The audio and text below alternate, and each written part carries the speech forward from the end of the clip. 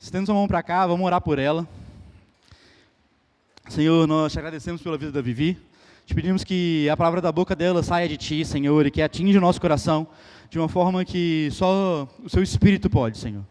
Nós te agradecemos porque ela se dedicou e vai trazer uma palavra para a gente que é fruto do Seu coração. Mas a gente pede também que atinja nossos corações para recebê-la e agir de acordo com a Sua vontade. Em nome de Jesus, amém. Bom dia, gente. Muito bom a gente poder se reunir. Uma das coisas que eu gosto de me lembrar todas as vezes que nós nos reunimos é que, eu não sei se vocês já foram numa orquestra, alguma coisa assim, antes de começar, o maestro ele dá um tom para que toda a orquestra possa seguir naquele tom.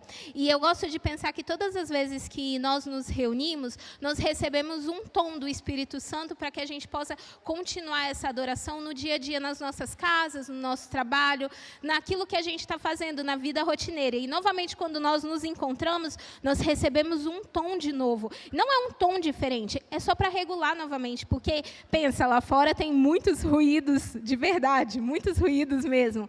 E talvez a rotina, as coisas, vão fazendo com que a gente vá se esquecendo de qual é o tom que a nossa adoração deve ter ao Senhor. E a família de Deus faz com que a gente possa se lembrar disso. Então, é sempre muito importante quando nós estamos reunidos em família, em comunhão. É muito importante quando nós vamos na IC, nós recebemos um estudo, porque nós alinhamos o nosso coração uns com os outros e nós caminhamos juntos. É muito bom quando nós viemos à sala de oração, porque nós entregamos e levantamos a adoração junto, nós zelamos pela presença do Senhor junto. E é muito bom quando a gente está aqui no domingo, porque a gente recebe do Senhor, sabe, esse tom para a gente continuar durante a semana, pensando naquilo que o Senhor ministrou ao nosso coração.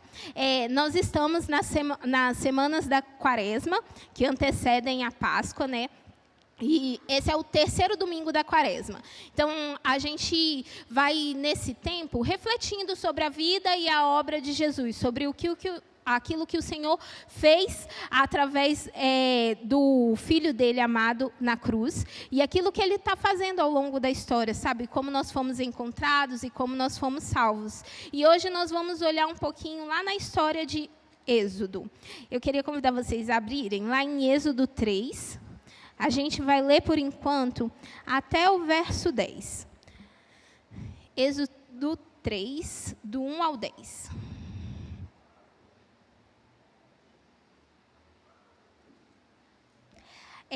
Uma das coisas que eu gosto de me lembrar na Páscoa é que a Páscoa ela não é um feriado instituído por homens.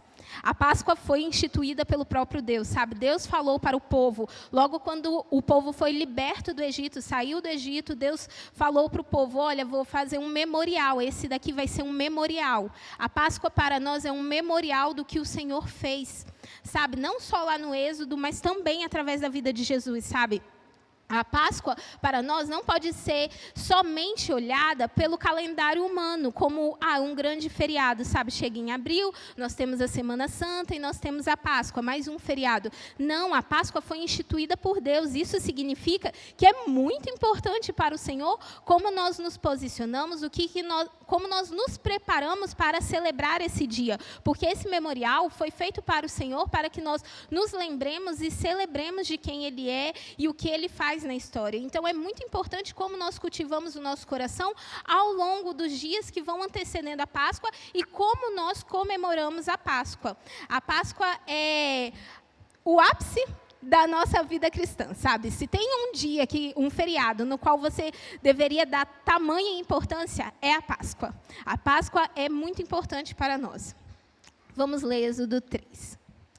Moisés apacentava o rebanho de Jetro, o seu sogro, sacerdote de Midian. E levando o rebanho para o lado oeste do deserto, chegou a Horebe, o monte de Deus. Ali, o anjo do Senhor lhe apareceu numa chama de fogo no meio de uma sarça. Moisés olhou e eis que a sarça estava em chamas, mas não se consumia. Então disse consigo mesmo, vou até lá para ver essa grande maravilha, porque a sarça não se queima. Quando o Senhor viu, que ele se aproximava para ver, Deus, do meio da sarça, chamou e disse: Moisés, Moisés. E ele respondeu: Eis-me aqui. E Deus continuou: Não se aproxime, tire as sandálias dos pés, porque o lugar em que você está é terra santa. Disse mais: Eu sou o Senhor, o Deus de seu pai, o Deus de Abraão, o Deus de Isaque e o Deus de Jacó. Moisés escondeu o rosto, porque teve medo de olhar para Deus. Então o Senhor continuou: Certamente vi a aflição do meu povo que estava no Egito, e ouvi o seu clamor por causa dos seus feitores. Conheço o sofrimento do meu povo, por isso desci a fim de livrá-los das mãos dos egípcios e fazê-los sair daquela terra e levá-los para uma terra boa, ampla, a terra que mana leite e mel, o lugar do cananeu, do eteu, do amorreu, do ferezeu, do eveu e do jebuseu. Pois o clamor dos filhos de Israel chegou até a mim, e também vejo a opressão com que os egípcios os oprimiam. Agora venha, e eu o enviarei a Faraó, para que você tire do Egito o meu povo, os filhos de Israel. Até aqui, um pouco antes da história, a revelação de Deus, de quem Deus é, ela vai se dando ao longo da história, ao longo da Bíblia, de forma progressiva. Ela vai crescendo, sabe? As medidas da revelação do Senhor. E até agora, um pouco antes, o Senhor tinha se revelado a Adão e Eva. Depois o Senhor se revelou a Noé, fazendo a aliança dele com Noé e seus filhos. O Senhor se revelou a Abraão, Isaque, Jacó. E agora o povo de Israel, eles estavam no Egito, porque Abraão ele tinha saído da terra da parentela dele, porque o Senhor tinha feito uma aliança com ele. E ele saiu a fim de alcançar a terra da promessa. Só que no meio dessa história, o povo de Israel fica no Egito depois que José é morto e é escravizado. O povo de Israel, ele começa a crescer no Egito, ele começa a se multiplicar. E Faraó, então, depois que José morreu, ele começa então a oprimir e escravizar esse povo, a aumentar as cargas da escravidão sobre esse povo, porque esse povo ele estava crescendo, ele estava se multiplicando no meio deles.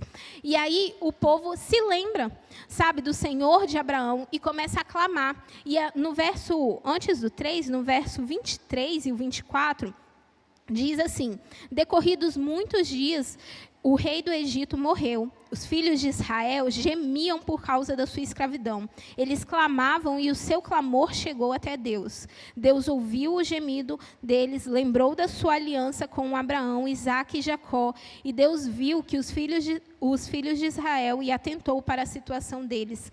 Não que o Senhor estivesse apático, mas o Senhor estava se revelando numa nova medida aqui nesse momento, sabe? Não que o Senhor não soubesse que Israel estava sofrendo naquela situação. Tem uma passagem na Bíblia que eu gosto muito que diz que na palma da mão do Senhor está escrito Sião, para que o Senhor se lembre constantemente.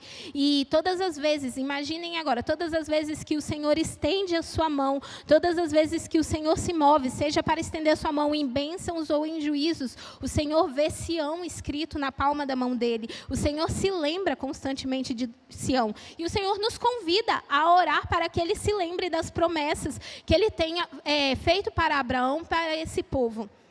Então, essa não era uma situação que o Senhor não conhecia. O Senhor estava atento. E o mais interessante no texto que diz, tanto nesse verso que eu acabei de ler e no verso 7, o Senhor ele fala assim, ó: certamente vi a aflição do meu povo que estava no Egito, ouvi o clamor por causa dos seus feitores, conheço o seu sofrimento, por isso desci a fim de livrá-los. O Senhor é um Deus que se move. Ele se move em nossa direção e ele estava se movendo em direção àquele povo. Nas duas passagens, o Senhor afirma que ele viu, ele ouviu, ele conheceu o sofrimento e ele desceu a fim de livrar o povo e levar para a terra da promessa. O Senhor sempre vem em nossa direção. Nós sabemos que Cristo desceu do trono da sua glória, ele se despiu, ele encarnou e veio até nós como um homem, para nos purificar do pecado. O Senhor é quem vem até nós, sabe? Não tem nenhuma dor, nenhuma aflição, nenhuma angústia da qual nós passamos que o Senhor não está atento, que o Senhor passou desapercebido por Ele. Muito pelo contrário, Ele sabe de todas e Ele conhece todas. Ele está falando que Ele conhecia o sofrimento do povo e que Ele desceu a fim de livrar o povo. Em alguns versos mais à frente, no capítulo 6, ele fala que ele visitou o povo e conheceu a dor do povo. O Senhor se moveu em direção àquele povo que estava sofrendo. Eu penso como o Senhor olhava para esse povo, lembrava da aliança com Abraão, o povo no qual ele tem afeições. Talvez nós olhamos e fica num campo meio distante e meio frio. O Senhor se move, o Senhor ama Israel, mas as afeições do Senhor, elas estão entrelaçadas e envolvidas, elas são intensas e elas vêm ao encontro, sabe? Eu quero tentar que a gente pense nisso, sabe? O Senhor olhando para Israel sofrendo, não simplesmente é um sofrimento, mas as afeições dele junto, quando ele olha para esse sofrimento, quando ele escuta esse clamor e ele se move em direção. Assim para conosco, sabe? Todos nós aqui fomos alcançados pela cruz de Cristo e pelo sacrifício dela.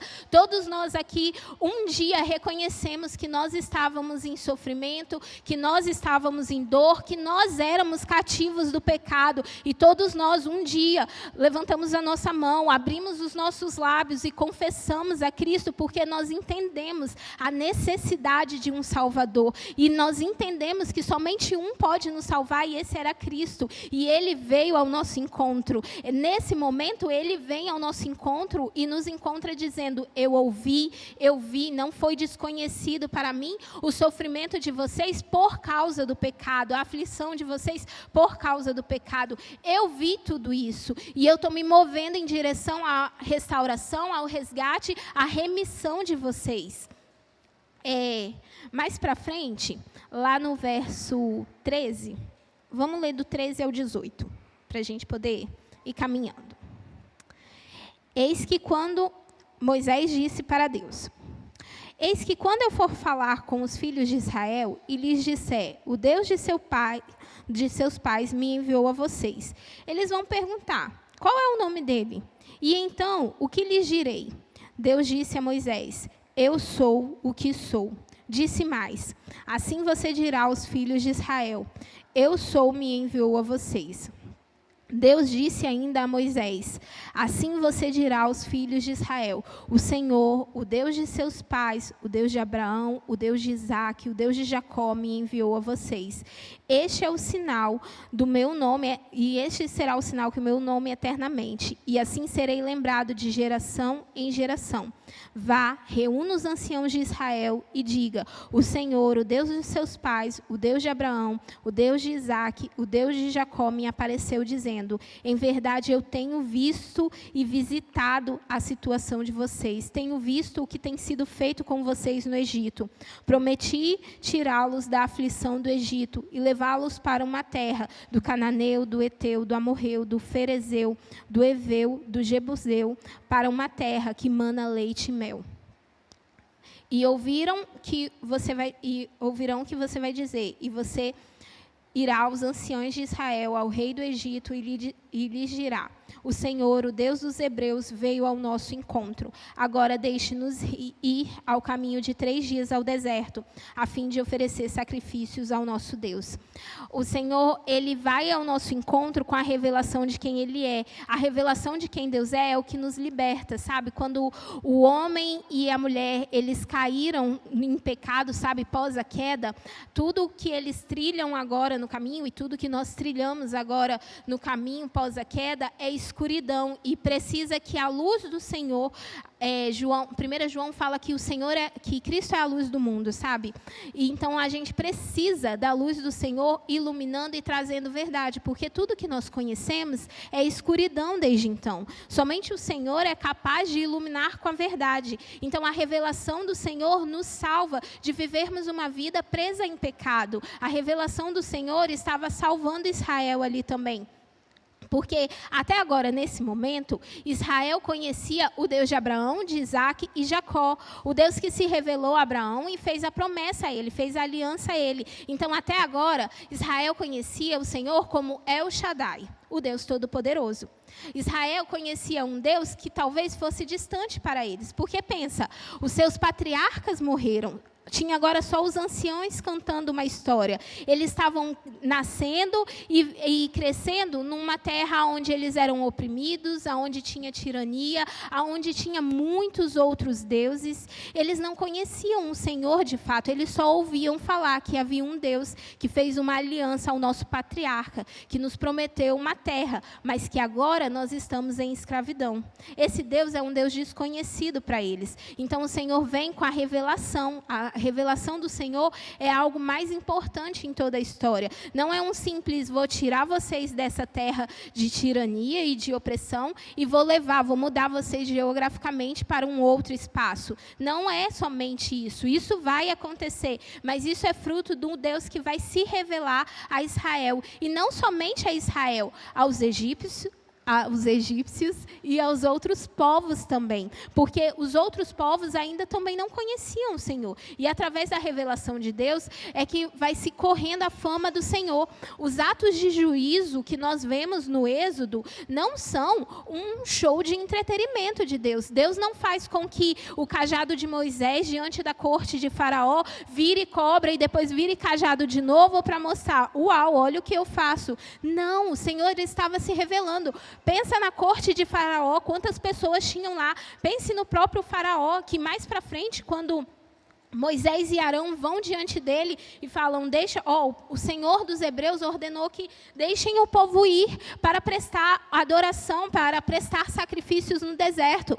Faraó vira para eles e diz assim, quem é o Senhor? Eu não conheço. Faraó era ignorante a respeito de Deus. E o povo não sabia. E o próprio Moisés também estava conhecendo a Deus. Estava provando da revelação de Deus. Então o Senhor não está em nenhum momento abrindo o mar vermelho para fazer, olha só, gente, entretenimento para vocês. Não, quando o Senhor abre o mar vermelho, Ele revela quem Ele é, a mão poderosa dEle que nos salva. Quando o Senhor morre na cruz, não é para gerar comoção nas nossas emoções, mas é para mostrar que Ele é o único Deus que desce do trono, veste a sua própria criação, morre numa cruz e vence a morte ao terceiro dia. Esse é quem Ele é, Ele está se revelando. Talvez, muitas das vezes, nós olhamos para esses atos magníficos e grandes do Senhor e nós olhamos para a nossa realidade e pensamos, eu quero ver um mover sobrenatural do Senhor como naquele tempo. E não que isso seja errado, mas qual é a intenção do nosso coração em querer ver um mover? Será que é só para uma manifestação de um show? Só para uma encenação? Ou de fato nós não conhecemos o Senhor, sabe? E não que isso seja errado, porque existem muitas áreas do nosso coração que ainda são obscurecidas por causa do pecado. Mesmo que nós já tenhamos confessados a Cristo como nosso Salvador, todos os dias o Senhor nos encontra, Cristo nos encontra através da cruz do Calvário, revelando quem Deus é e iluminando cada uma dessas áreas. Então todos os dias nós precisamos apresentar o nosso coração ao Senhor, sabe? Essas áreas ao Senhor que nós ainda estão obscuras e perguntar ao Senhor, como Moisés perguntou, qual é o seu nome? Talvez nós sejamos como o povo também, e bem provável, nós sejamos como o povo, que ainda conhece somente El Shaddai e ainda não cresceu nas outras dimensões do conhecimento do Senhor. E nós precisamos todos os dias ser alcançados pelo conhecimento do Senhor, pela revelação de quem Ele é. E quem faz isso é o próprio Jesus. Em Colossenses 1, Paulo vai dizer que o Senhor, aprove o Senhor fazer em Cristo habitar toda a plenitude de Deus e toda a plenitude da obra de Cristo, do plano dele, próprio plano e propósito eterno do Senhor está em Cristo. Então, nessas semanas que antecedem a Páscoa e na própria Páscoa, quando nós nos relembramos de Cristo, da vida e da obra dele, nós olhamos e voltamos os nossos olhos para a revelação de Deus. E mais uma medida do nosso coração e mais um lugar do nosso coração é iluminado pela face do Senhor. Mais um lugar do nosso coração é liberto, é alcançado com salvação e remissão por causa daquilo que Cristo está fazendo através da obra dele na cruz. Eu vou beber uma água para eu poder respirar.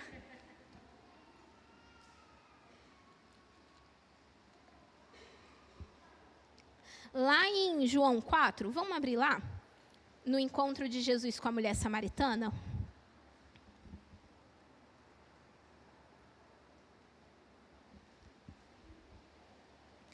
Vamos ler do verso 15 ao verso 19.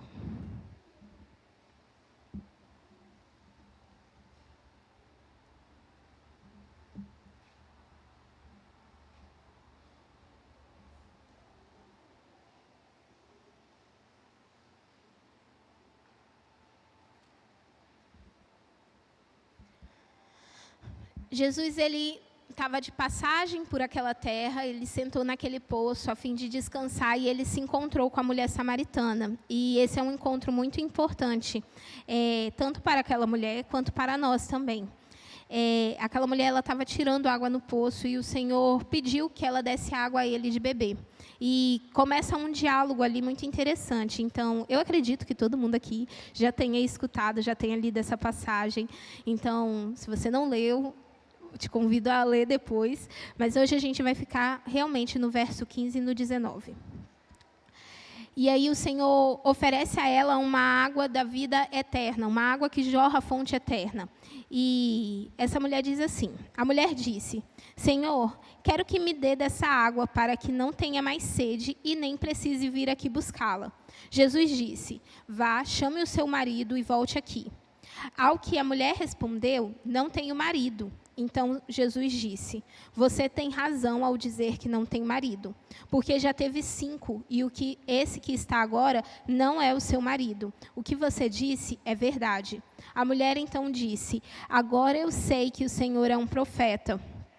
O 20 diz, nossos pais adoravam nesse monte, mas vocês dizem que em Jerusalém é o lugar que devemos adorar. O Senhor, quando ele encontra essa mulher e ele pede a ela que vá e chame o seu marido, ele não está querendo expor ela, ele já sabia, lembra? Deus nos vê, ele já sabia dessa situação. Ele não está querendo expor ela ao vexame e ao ridículo. O Senhor está querendo se revelar a ela. Pensem só, uma mulher que teve 5 maridos e o que ela estava não era o dela, mostra que ela tem um anseio no coração dela, uma sede insaciável, assim como todos nós aqui. E que ela está constantemente tentando saciar essa sede com coisas insaciáveis dessa terra. Isso mostra que ela está em aflição, ela está em opressão, ela está em tirania do pecado. O pecado está constantemente como uma chibata, sabe? Assim no povo de Israel, batendo nela. E constantemente ela está buscando por salvação e por libertação e ela não está encontrando. E quem vem ao encontro dela? Deus, o próprio Cristo vem ao encontro dela. Muitas das vezes existem coisas que não são aparentes para nós por causa da realidade que nós vivemos. Talvez seja distante para nós pensar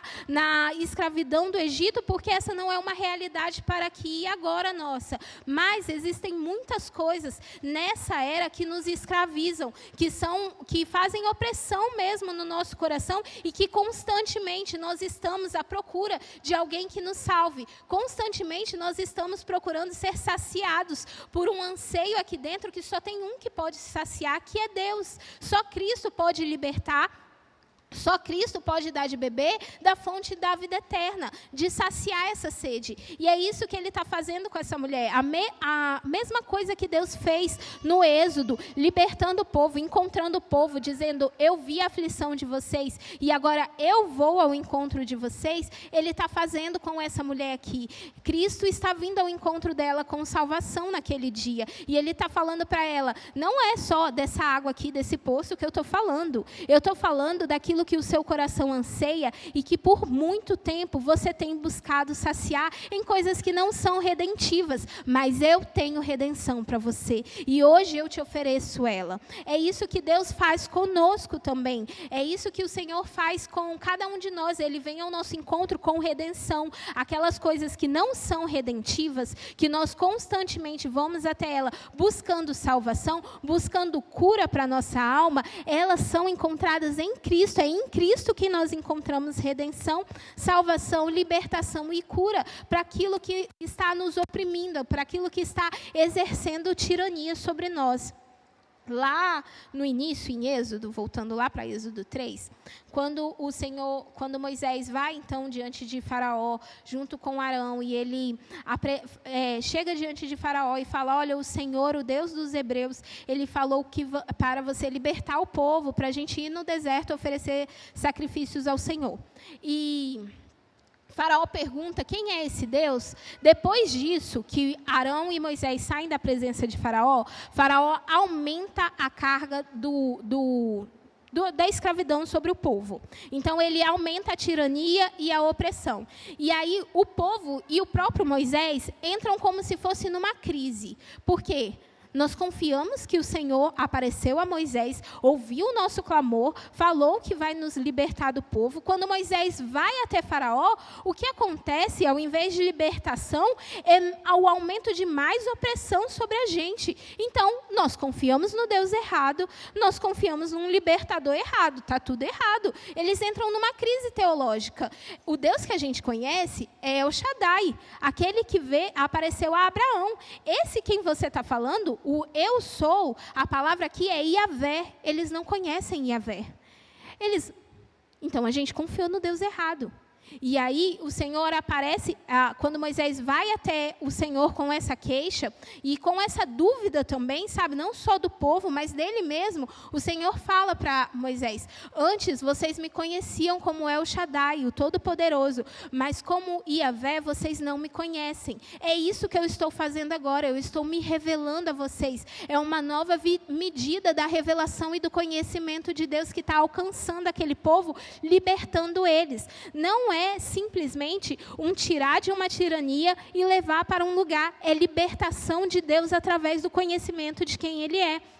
Não é somente não ir para o inferno quando nós confessamos a Jesus. É viver uma vida de intimidade e comunhão. Quando Cristo ele faz a oração, Ele diz que conheçam a vida eterna. E o que é a vida eterna? Conhecer a Deus. É isso que Cristo está fazendo. Ele está nos dando vida eterna. Ele está rasgando o véu que nos separava. Ele está nos enxertando de novo na videira verdadeira. Ele está nos religando através do sangue dele na história. Nós estamos voltando para Deus. É isso que está acontecendo. Toda vez que nós olhamos a Bíblia, sabe, a revelação completa de Deus para nós, todos os dias, quando nós abrimos e nós lemos um versículo, revelação de Deus nos encontra, nos libertando e nos trazendo de volta ao nosso Deus, nos trazendo de volta para aquele a quem nós fomos criados e por quem nós fomos criados.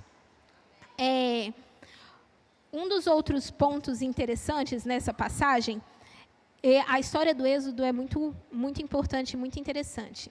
Um dos outros pontos interessantes é o Senhor deixando claro, não somente quem Ele é, mas quais são as suas afeições, quais são as suas intenções e qual é o seu plano enquanto Ele se revela.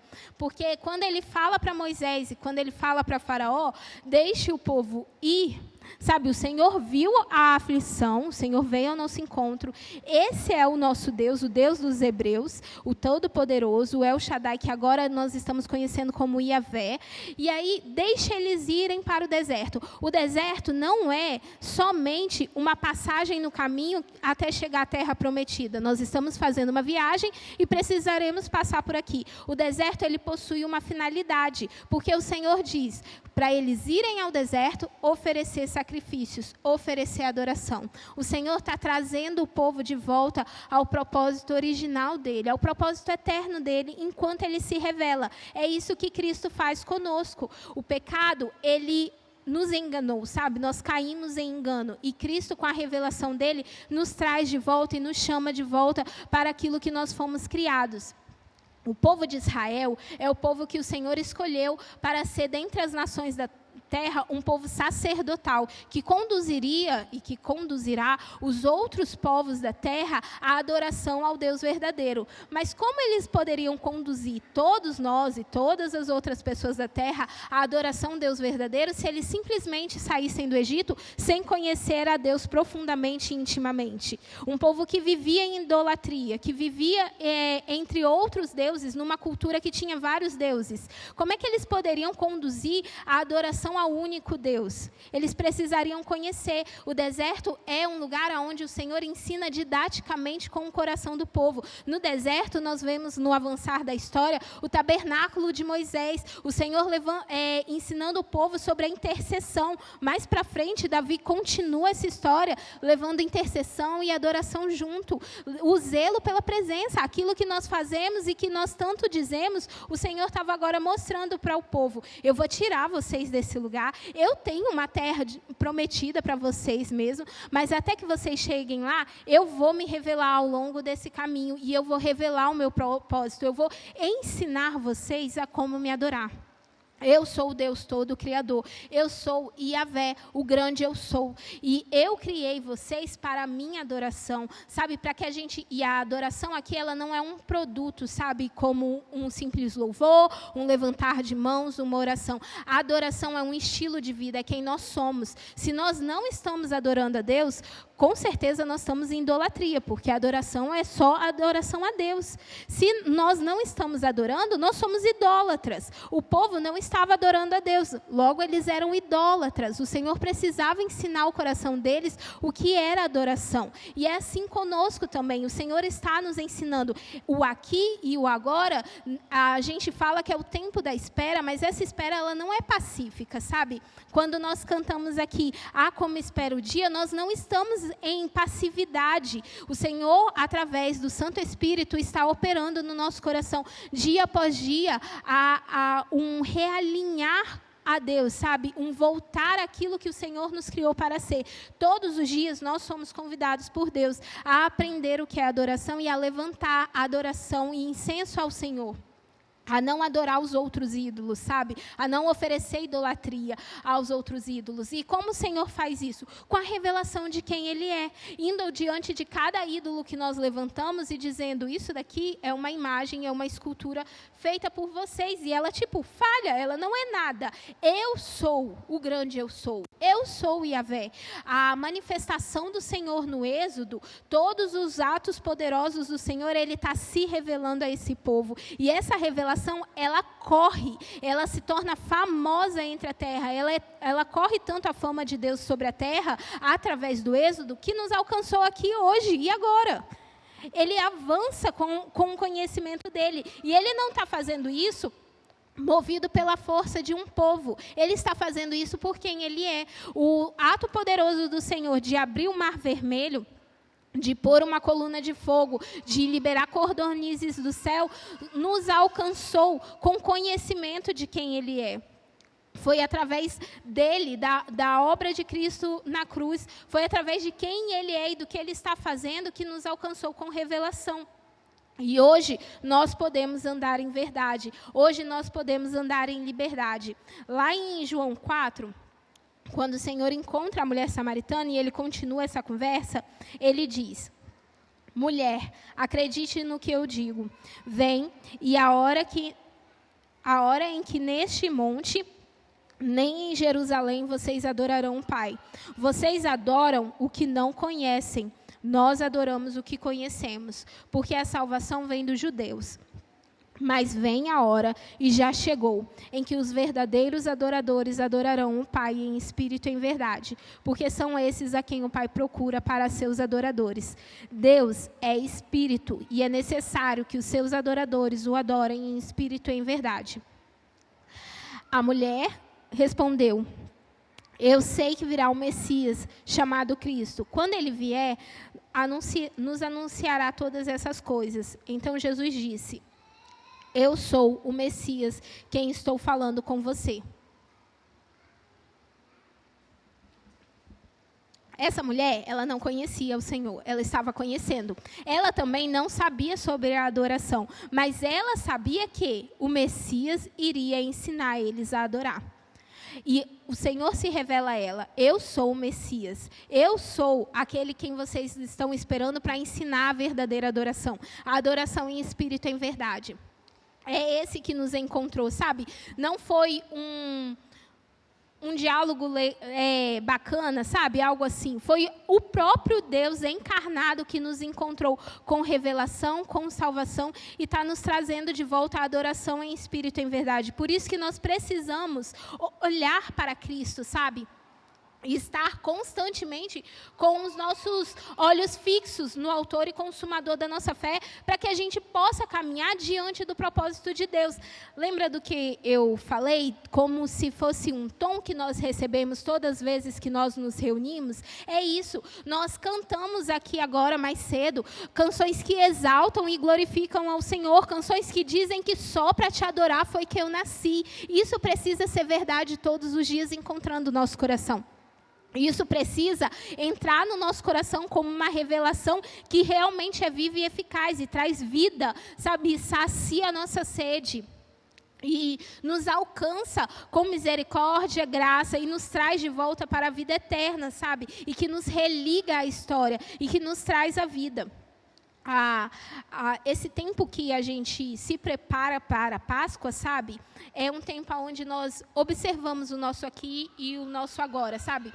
Nós discernimos esse tempo que nós estamos vivendo e nós olhamos para nosso trabalho, a nossa vida dentro de casa, o nosso cotidiano, e nós olhamos e colocamos isso sobre a luz e a perspectiva de Deus, sobre a luz de Cristo, e encontramos o que Cristo está fazendo em nós, o que Ele está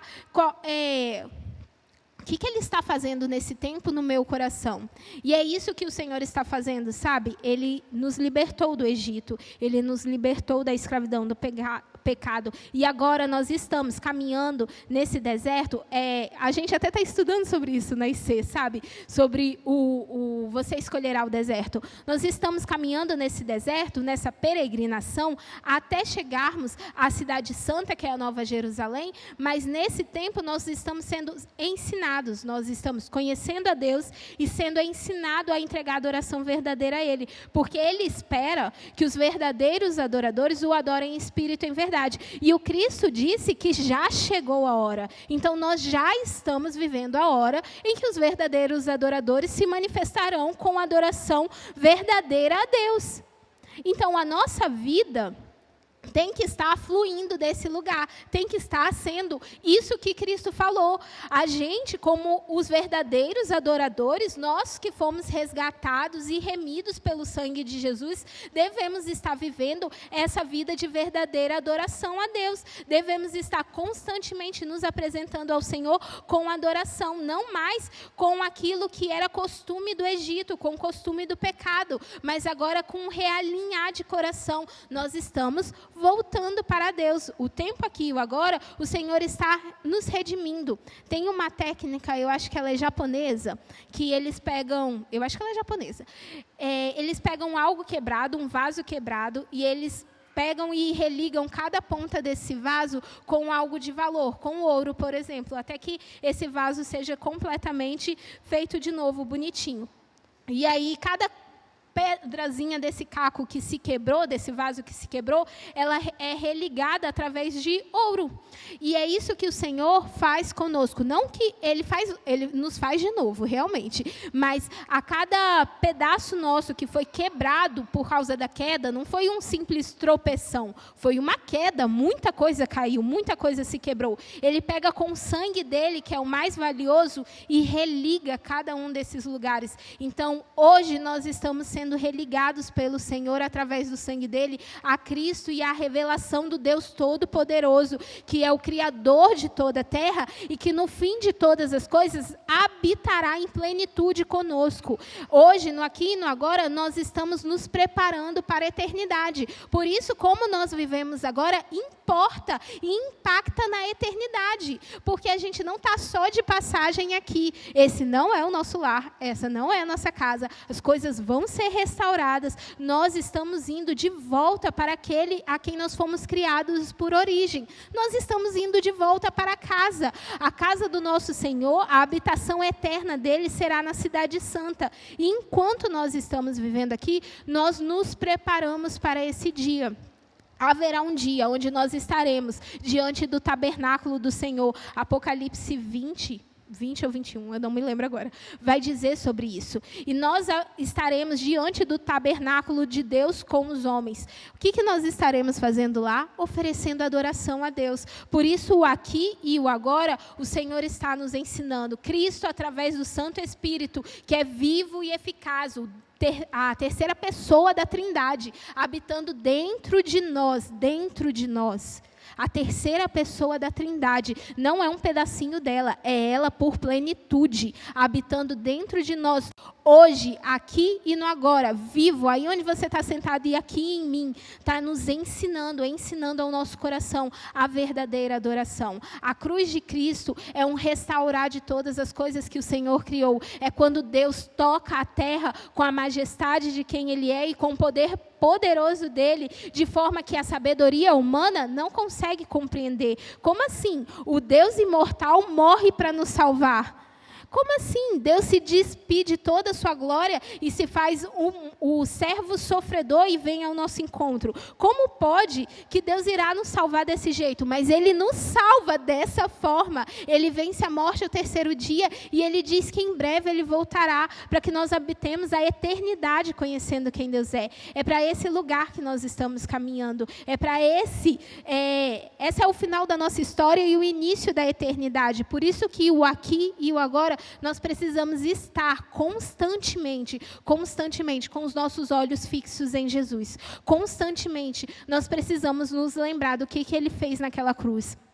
Quando o Senhor vai falar para o povo de Israel sobre o memorial que deve ser feito pela Páscoa, Ele fala, olha, tenham entre os olhos de vocês, na palma da mão de vocês, um memorial, sabe, do que eu fiz no Egito. Se lembrem constantemente, de geração em geração, ano após ano, comemorem e celebrem esse culto perpétuo, para que vocês se lembrem que eu sou o Yahvé que tirou vocês do Egito e que estou levando para a terra prometida. Constantemente precisamos ser lembrados da cruz de Cristo, daquilo que o Senhor fez por nós. Quando nós tomamos o cálice e bebemos o vinho, nós nos lembramos de que fomos salvos, que o Senhor nos encontrou e Ele nos tirou da escravidão do pecado. Nós estávamos mortos e destituídos, e isso é verdade. Isso precisa ser gerado pelo Espírito como uma consciência dos nossos pecados e uma convicção da obra de Cristo dentro de nós, operando,